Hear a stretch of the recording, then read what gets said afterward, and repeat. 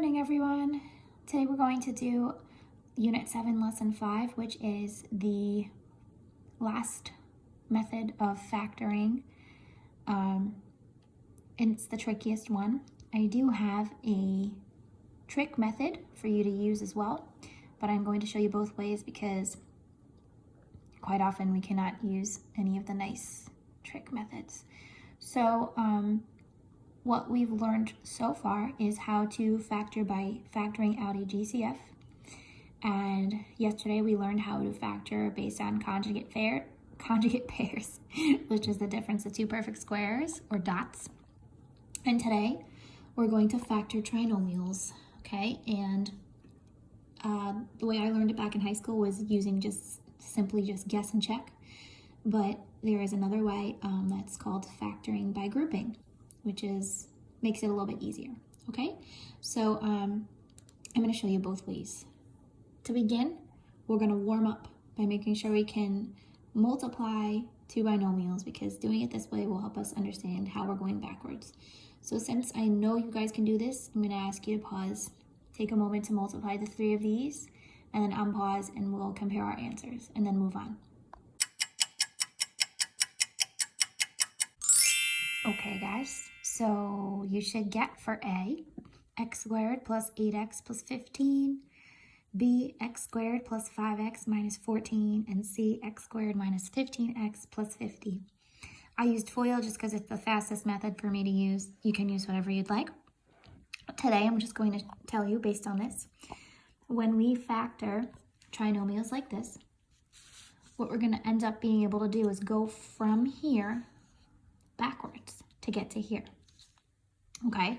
And the method that we're typically using is called guess and check, okay? So the idea is we arrive at this answer by adding these two numbers together, which we got by multiplying, and then we get that last number by multiplying the last two numbers. So we have to think about that when we go backwards, and in each case it's the same, right? The product of those two numbers we got the middle term from, and the last term we got from multiplying those last two numbers, okay? And I'm just telling you that now because it's going to be the basis of our factoring. So for exercise 2, I don't know what came over me. I started doing it. So I'm going to have you do the same thing. Take a moment quickly to go through these on your own and make sure you can get the answers when there's coefficients in front of the variables, and just they're basically a little bit trickier. So go ahead, pause, and do B and C, and try A, even though I did it already. Okay guys, so here's the final answers. You just gotta be careful when you have these coefficients in front of the variables, because when you multiply, you have to account for those. So we get 10x squared minus 13x minus 3 for A, 6x squared plus 19x plus 14 for B, and 8x squared minus 22x plus 5 in C. And what we're going to learn today, again, is how to go from here back to the original. Okay, and I can make that easier for you. If you pay close attention to this video, please don't try to skip around. Okay, so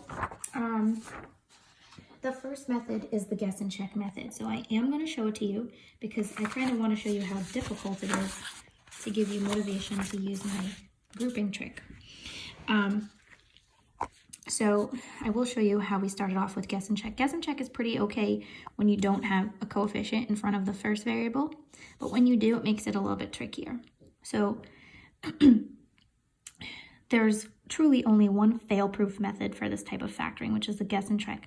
Now you can use grouping too, and I'll show you how to do that, but this is the one way. It's frustrating, but it always will work eventually. So the idea is we want to go backwards. We want to write this as the product of two binomials. So we want to know, we're going to double bubble it. We want to know what those original binomials were if we got that as the answer. Okay, so the first thing you want to think about is, well, how would I have gotten 2x squared? So that's why I was saying before it's easier when there's no number in front of it. In this case, it's easy too because 2 is a prime number. So it's got to be 2x and x. That's the only way that we could get 2x squared when we multiply. The second part is way more complicated. because we need to figure out what these two numbers are so that when we add the product, we get 13, but then when we multiply the two of them, we get 20. Okay, so first we want to understand, why are these going to be both positive? It's because both the sum that we're going to find and the product are both positive. Okay, so to figure out what these numbers are, we're going to think about the factors that will give us 20. That's pretty much the most important part here. So we could have 1 and 20, 2 and 10, or 4 and 5, right? Those are the only possible numbers that could go here, because in our last step, when we multiply, we have to get 20. So what you have to do is you have to, like I said, you have to guess and check. So you actually have to try it out. So if we try the first one, 2x plus 1 and x plus 20, you have to see if I would get that answer.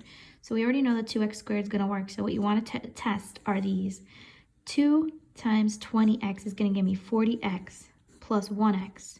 Will that give me the 13x that I want? No. So now you just have to swap it, 2x plus 20 and x plus 1, and see if that gives you what you need. So the sum is going to be 2x plus 20x, which will give me 22x, which is still not 13. So this is not the right one. Okay, you can try 2 and 10. So 2x plus 2 and x plus 10. When you do that sum, you're going to get 20x plus 2x again. So that's no good. So try flipping it, 2x plus 10 times x plus 2. And when you do this, you get 4x plus 10x, which gives me 14x. So it's still not 13x. So now I know it's got to be the 4 and the 5, so I just have to figure out which order it's in. So let's try 2x plus 4 times x plus 5 and see if that works. The sum is going to be 10x plus 4x, which gives me the 14x, which is still no good. Oops, sorry. This is still no good. And now if we flip it, 2x plus 5 times x plus 4, I will get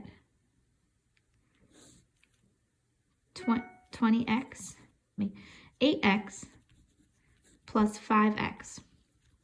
And that gives me my 13x that I've been looking for. And then, of course, the 20. So it's going to be 2x plus 5 times x plus 4. Okay, this is the guess and check method. And as you can see, it's not all that fun. So what I wanted to do was I wanted to show you how the guess and check method is actually not bad for ones like these, where there's no coefficient in front of the first term. But I am also going to show you how to do the grouping method so that we can handle the ones that are more complicated. So I'm only going to do B and C so that I can show you how to do this a little bit easier. So we're going to double bubble. And when you have x squared as your first term, it's automatically going to be x and x, because that's the only way we can do x. We can get x squared as an answer when we're multiplying. So what we're going to do is we're going to look at the last term, which is 10, and I just need to think about the factors. So I know that the last term gets multiplied, it's going to give me positive 10. So it's either going to be 1 and 10 or 5 and 2. Those are the only options. Now the problem here is that my middle term is negative. So we have to think about this for a second. I have a positive product.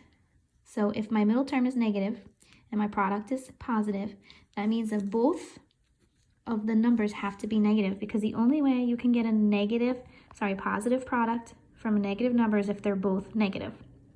Okay, so now all I have to do is think of which two of these numbers, when I add them together, will give me negative 7. Okay, so I want the two numbers that I pick to be able to multiply together to give me 10, but add together to give me negative 7. Okay, so you should hopefully be able to look and say there's not going to be any way you could get 7 from 1 and 10, but 5 and 2 will work.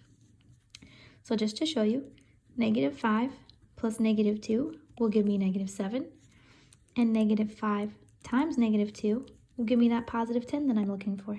See that? So it's going to be 5 and 2. Way easier than the one that Kirky started us out with. Of course, you guys, you can go backwards to check. X times x will give me x squared. Negative 2x minus 5x will give me the negative 7. And then negative 5 times negative 2 will give me that positive 10. Okay, so that's the more easier version. Okay, and I'm going to show you this one, which is even easier. X squared plus 10x plus 21. So you double bubble it. Your x squared is the first term, so it's x and x. These are both positive, so both binomials will be positive. We're going to look at the 21. And we know that we have 7 and 3 here. And this is the easiest one because we know that these two are going to multiply together to give me the 21 that I want. And they're also going to add together to give me the middle term that I want, which is 10. So it's going to be x plus 7, x plus 3. Nice and easy. So when you're dealing with factoring and the first term is x squared, you probably want to use guess and check because it's much easier. So what I'm going to do is I'm going to pause and I'm going to give you the steps for grouping, and I'm going to show you how to do that for these trickier ones. Okay? Okay, so in order to use grouping, you have to follow very specific rules. It will make your life easier. I promise you that. But if this doesn't make sense to you at all, then you can just continue using guess and check, but you may end up spending a lot of time on those problems until you figure out the right ones. I remember last year, a lot of the students would just give up on them and they would just leave them if they didn't use grouping. Once I showed them the grouping method, they were able to solve everything. So this is definitely the way to go for the trickier ones, okay? So here are the steps. We're going to use this one, for example, 4x squared minus 4x minus 15. You have to just know that the first term is A, the second term is B, and the last is C. And when I say that, I mean the coefficients. So what you want to do is, you're going to take the first coefficient and the last coefficient, including its sign, and you're going to multiply it, okay? So first and last, and multiply it, you get the negative 60. What you're going to do is you're going to think about the factors of this number that will add up to give you the middle term, okay? So factors of 60, or negative 60, sorry, would be, there's a lot of them, but you want to try to narrow it down so that you know you'll get negative 4. So one of the ones that you can see here is if you have negative 10 and 6, that will give you negative 4. So what you do, and this is where it's different, what you do is you're going to write that middle term as a sum of these, okay? So instead of the negative 4x, what you're going to do is you're going to write the first term, which is the 4x squared. And now, instead of negative 4x, you're going to replace it with these. It'll be negative 10x plus 6x. It's because that's equal to negative 4x. And then you write that last term again. Okay? And now what you're going to do is, this is why it's called grouping, you're going to break it up into two groups. Okay? And now you're going to factor out the GCF out of each half. It sounds very complicated, but trust me, when it comes down to it, it's worth it so that you don't have to use guess and check. So out of these two, the GCF of 4 and 10 is going to be 2. And the GCF of x squared and x is x. So you factor out the 2x, and that leaves you with 2x minus 5. And then from here, the GCF of 6 and 15 is going to be 3. And there's no x here, so you can't factor in an x. So this is going to be 2x minus 5. And what you'll see is if you did it right, the binomial in the middle is going to be the same. Okay? And what you have now is, just like we did in the other lesson, you factor that out basically. The 2x minus 5 is one of your binomials, and the other binomial is what's left, 2x. And this is positive 3, so it's plus 3. And that's how you get your answer. Okay? Now I know it looks really complicated, but the more you do it, the easier it gets. And the good thing is about this step, it's usually extremely obvious which factors you're going to use here. And so this is really, honestly, this is the trickiest part. And as long as you can factor out a GCF, you'll be fine. So I'm just going to show you how much easier it would have been to do these questions this way. So let's return to exercise 4 and look at part A. You can absolutely use guess and check here, but it does get pretty complicated. So we're going to use the grouping method.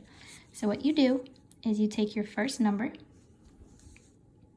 and your last number, including the sign, and you multiply them. So that's 3 times -4. So that gives me -12. And what I want to think of are the two factors of -12 that I can add to give me +11. Okay, so it's obviously going to be 12 and 1, but you just have to figure out which one's going to be negative and which one will be positive. If I do -12 plus 1, I'm going to get -11, but this is +11. So it's got to be 12 and -1, right? And if you need to check, just go on your calculators and just make sure so you don't make a mistake. 12 times -1 is going to give me -12, which is what I want, and then 12 plus -1 will give me +11, which is what I want. Okay, so now the next step is I have my two factors. I'm going to rewrite this, and I'm going to replace the 11x with these two numbers. So the 3x squared comes first, and now instead of the 11x, I'm going to write plus 12x minus 1x. And then I write that last term -4. Okay? The hardest part is over. So now we're going to do the grouping. So you just split it in half right here. And we're going to take out the GCF of each side. So on this side, between 3 and 12, the GCF is 3. And between x squared and x, the GCF is x. Okay? And then you just write what's remaining. So that'll be x here. 3x times x would give me 3x squared. Plus 4. 3x times 4 would give me 12x. And then on this side, the only thing I can take out of here is a -1. So the -1 comes out, and that's going to give me x plus 4. And remember, you can make sure you're right, because these two numbers inside the binomials are going to be the same. Okay, so then we're going to pull that out. X to the 4th is going to be separate. So it's going to be x plus 4, x to the 4th, sorry, x plus 4. And then what's left is your second binomial, 3x minus 1. And that's your answer. Now you can write it with the 3x minus 1 first if you want, but it truly doesn't matter. So this would be x plus 4 times 3x minus 1. And I'll just write or, because usually it's written with the coefficient first. Same exact thing. Okay? It's just much easier than guess and check. So let's try part D. I'm going to pause. You can try it using grouping and then unpause to check. Okay, so here's your solution here. 2x plus 1 times 5x plus 2, or 5x plus 2 times 2x plus 1. Either one of those is correct. Generally, you'll see the binomial that has the larger coefficient first, but that their multiplication is commutative, so it doesn't matter which way it goes. So just to walk through what I did, you take your first coefficient and your last coefficient and you multiply them together to get 20. This one was nice and easy. I can see already, I know that the factors of 20 that will add up to 9 are 5 and 4. So that one worked out pretty nicely. So you just rewrite this, and instead of writing 9x, you replace it with 5x plus 4x. So I get 10x squared plus 5x plus 4x plus 2, and then we split it up, we group it. So on this side of the equation, I can factor out a 5x. That leaves me the 2x plus 1. And then on this side, I factor out a 2, which leaves me with the 2x plus 1. Guys, if you're doing this grouping method and you realize that you're not getting the same binomial here, then just see what you would have to do to get the same binomial. So like for this example we did before, some of you may not have thought to factor out that -1. So just look at the other one and know that it's got to be the same. So what would you have had to take out? Okay, in this case it was easy though. Okay, so we take out that 2x plus 1, that's our first term, and what's left is the second binomial, 5x plus 2. Okay, now I did include an entire extra section here, which is from the book, but I did in the lesson for you guys to practice. So because this is a very long video, I am going to, I'll do one more, and then you guys can do the rest, and then you can check your answers. So I'll do E quickly. Okay, so one more time, we take our first coefficient and our last coefficient and we multiply them together. Okay, and this is going to give me 72. And then I have to think about what the factors are that are going to add up to 18. So in this case, it's going to be clearly 12 and 6, but I have to just decide which one's going to be positive and which one's going to be negative. So remember, it's got to be multiplied together to give you positive 72, but added together to give you negative 18. So that means these both have to be negative. Okay? Just to show you. Negative 12 plus negative 6 will give me that negative 18 that I want. Okay, so I'm going to replace the negative 18x with those two numbers. So we rewrite 8x squared, and then instead of negative 8x, we're writing negative 12x plus negative 6x, and then we write that plus 9 at the end. And now it's time for grouping. So split it up. And we're going to factor out our GCF. So remember, you're doing it coefficient and variable. It's super important. I noticed a lot of you on the homework not factoring out the variables, so be careful. Between 8 and 12, my GCF will be 4. And x squared and x, it will be x. So to factor that out, I'm going to end up with 2x minus 3. So whatever you factor out here, you should end up with 2x minus 3, and if you don't get that, then you need to double check. So between negative 6 and 9, it's going to be a GCF of 3, and that's going to be negative 2x plus 3. So this is the reason why I'm showing you this, is so you can see what I'm talking about here. I did not get 2x minus 3. So what does that mean? What did I need to factor out of here instead of a positive 3? I needed to factor out a negative 3. Okay, so this is the whole point here. So instead of getting the negative 2x, I end up with my positive 2x here. And then I get my negative 3, sorry. Okay, and now I have the 2x minus 3 in both sections here. So now this is going to end up being, pull this out, 2x minus 3 times 4x minus 3. And that's your solution. And then, of course, if you flip them, you'll get the same thing. Okay, so you try F, G, and H, and then come back to check. Okay, my darlings, here's our solutions. So for F, we multiply negative 33 by 2 and get negative 66. And like I keep telling you, it's very obvious what the factors are to get that middle term. So we're going to do 11 and 6, and then once you think about it, it has to be the 6 that's negative in order to get a positive 5 and still get a negative 66. So it's going to be positive 11 and negative 6.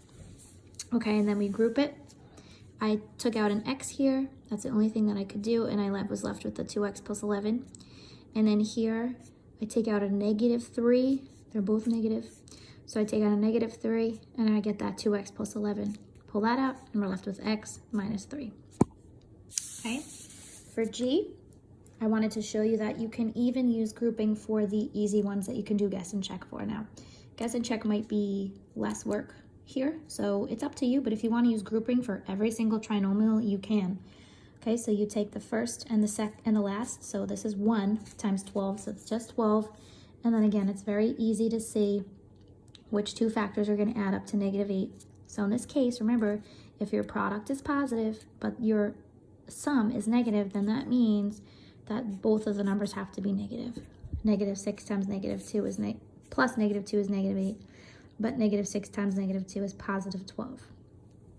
Okay, so after replacing the negative 8x with negative 6x minus 2, we group them, factored out an x on this side, which left me with x minus 6.